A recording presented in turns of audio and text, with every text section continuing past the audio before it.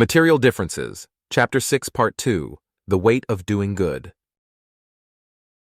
As Jaeger got back into his car, he pulled out of the parking lot and saw Cov in the window of his shop, waving as he drove past. He didn't have to drive too far to get to the grocery store. He was glad that Minmax Co. had survived the war.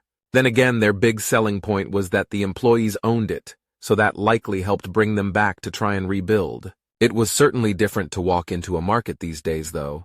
They still managed to stock the shelves, but it all looked different.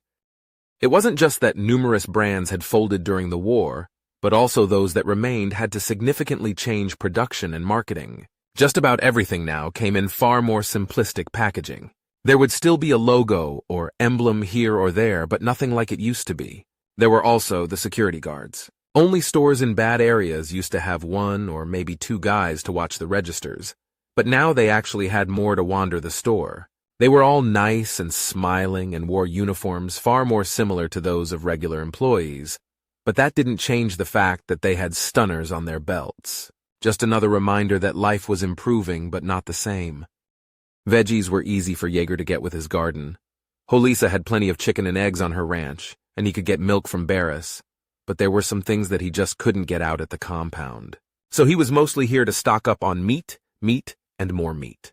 But he also made sure to toss in some Numi nutrient bars for good measure. Having food to eat on the go was still a habit he had from the military. He was willing to kill someone if it meant he could get a crate of Vanguard rations, a thought he caught and chided himself for as he could hear his love's voice echoing in his ears. Killing was supposed to be impactful, not casual, but he couldn't break his familiarity with the act. What was his true nature? It was a question that had concerned him since the end of the war. He was obviously a killer. His familiarity with death went beyond casual acquaintance and deep into lifelong companion. The moment last night he had decided the scavs were bad people killing them became little more than a chore to him. In fact, he had been simultaneously annoyed they didn't give him a serious challenge and glad they were so sloppy that it made the task easy. The dual aspects of his training pulling at each other. An easy kill was far superior as it meant little or no threat to him and his unit. But he wasn't trained for easy kills. He was supposed to be challenged by only the very best, and he hadn't had a real challenge in so very long. "Sir?" Jaeger jumped a bit then as he realized he was standing in the baking aisle and was staring at a bag of chocolate chips in his hand. He looked over to see a girl in the store uniform looking at him with concern. "Need some help deciding?" "No, I'm sorry. I was a million miles away," he confessed as he returned to reality and out of the dark depths of his mind. "That's okay. We've all been there." She smiled and turned to leave, but Jaeger spoke again. "Actually, maybe you can help me? My daughter has taken up an interest in baking. I think she's disappointed we never have any chocolate. But it's expensive. Any, suggestions?" he asked as he set the bag back and looked at the section before him. None of the chocolate was actually from Salavis, and with travel as restricted as it was, that meant shipping costs were now a significant factor in pricing. "Well, if you're more of a purist, then I'd recommend the chunks." She tapped a section of large, broken chunks of chocolate that were individually wrapped. They looked like crumbs from a massive bar. You can break them up into chips and they're real chocolate. We make them from breakages, so they're not fancy. The chips here are also real chocolate, but they're a bit more expensive since they're chips. Then there's these. She tapped a section of store-brand generics. They're chocolate-flavored chips. There's some real chocolate in them, of course, but not enough to meet standards. I think they're fine if you're making cookies, though not if you want something with a more concentrated chocolate flavor, though they are considerably cheaper. She shrugged. What did Raven even want to make? Thanks. That helps. He nodded to her and picked out 2 pieces of the chocolate chunks.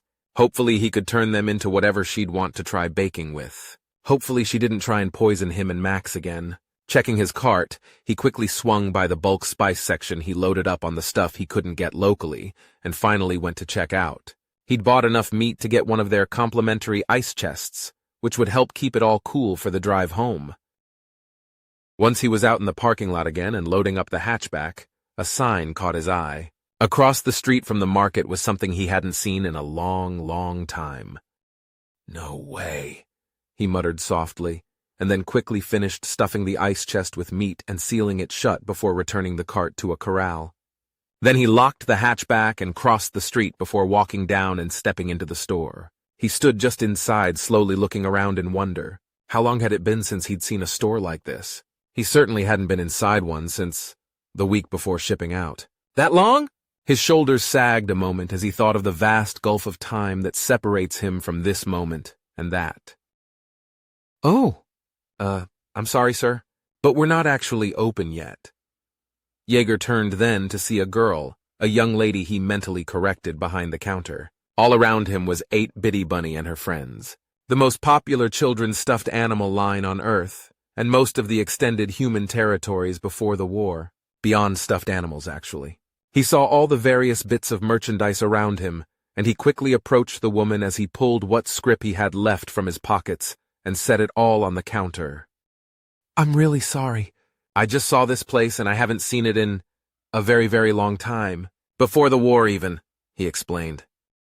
Ah, well, yes, we just opened. She nodded with a friendly yet slightly concerned look. However, please, he pleaded then. It would mean more to me than you could know if I could get something for my daughter. I'll pay you extra for your trouble, and I'm sorry if you aren't really open yet. I must get her something. Clay? Who is this? He looked over to see an older woman, likely about his age, in a nice suit with the sort of haircut he used to associate with women who always wanted to see the manager. However, from the look of it, she was the manager. Ah, Miss Larkins, I guess I didn't properly lock the door after I came in and this gentleman thought we were open. I was just explaining to him, she started.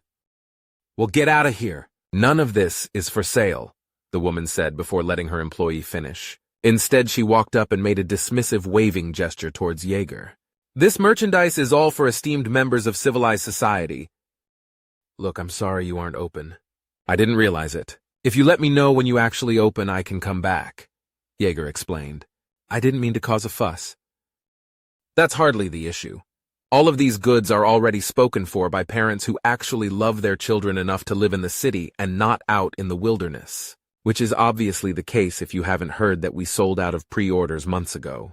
None of his is for public sale, the manager scoffed at him as she crossed her arms.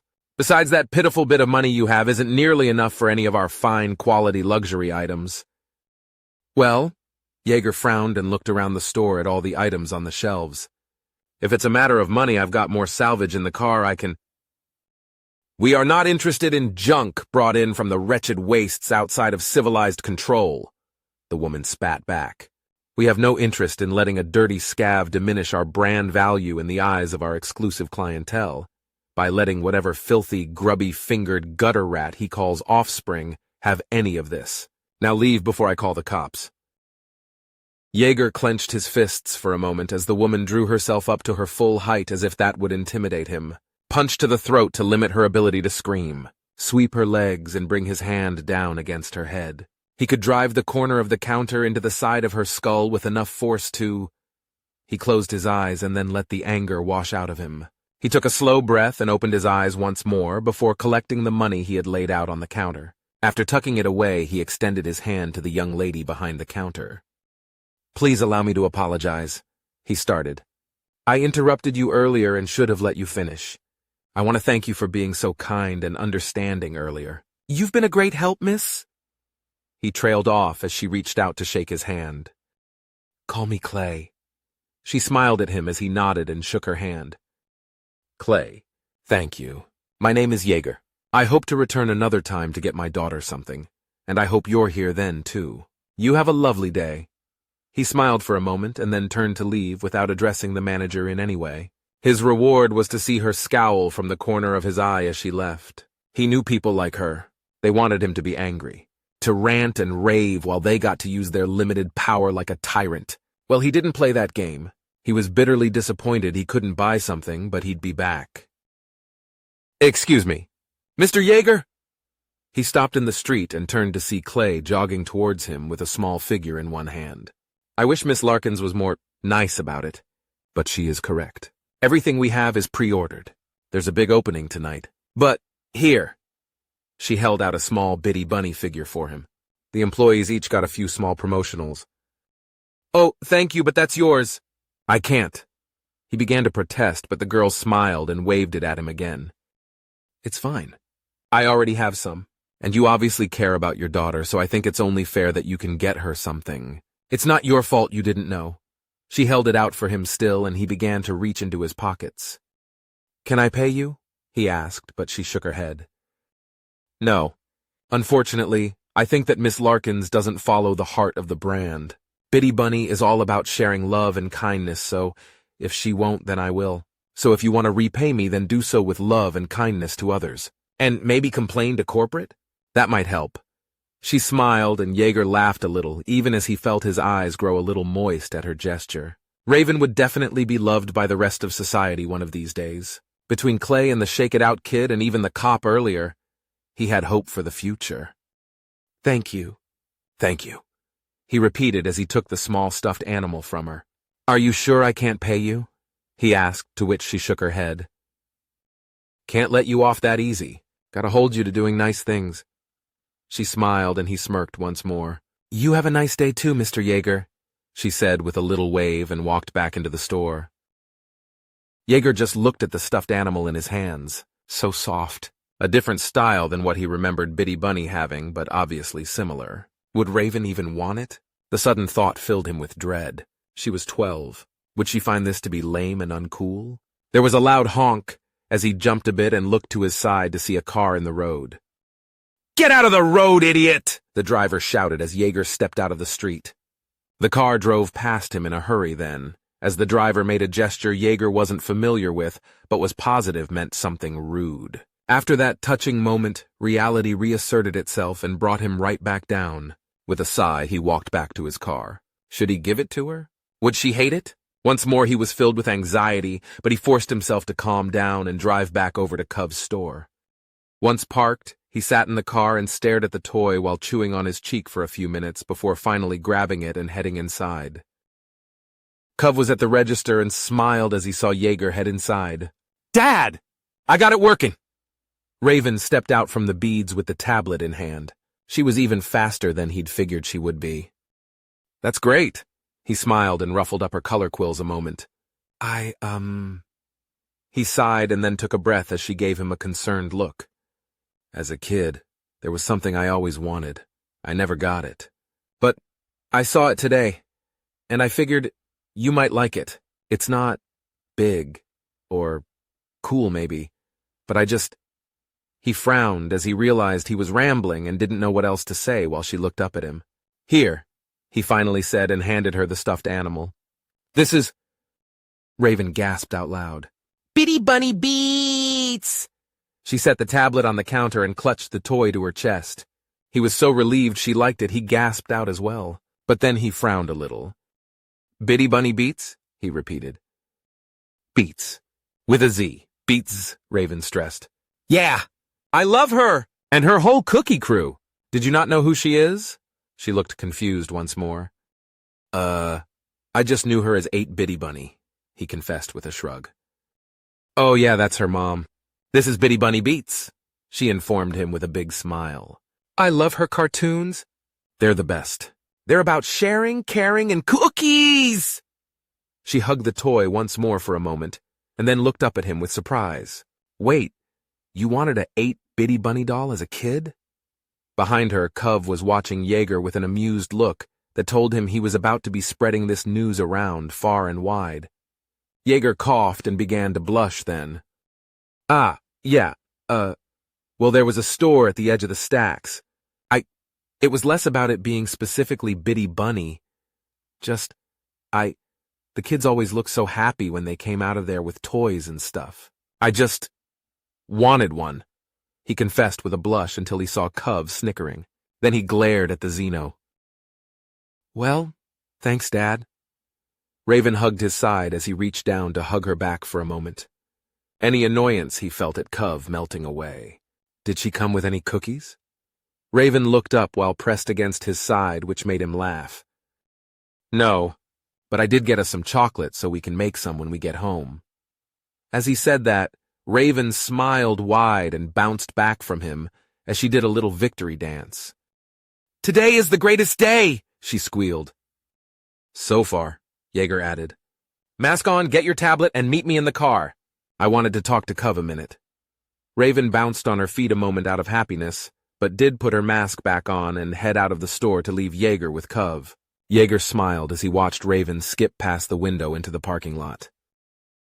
Biddy Bunnyma, some revenant you are, Cov said from behind him as Jaeger's smile faded. I will cut your throat and pull your tongue out through the hole, he warned. You can try, the Xeno smirked, but it'll be too late by then. Jaeger glared at him a moment before chuckling and shaking his head.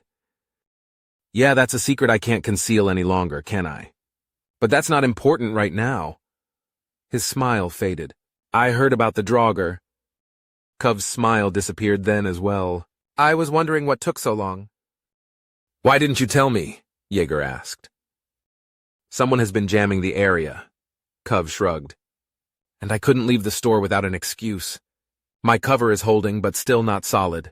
The police could never truly connect me to anything, but that doesn't mean they aren't suspicious. If they caught me on the road to the south?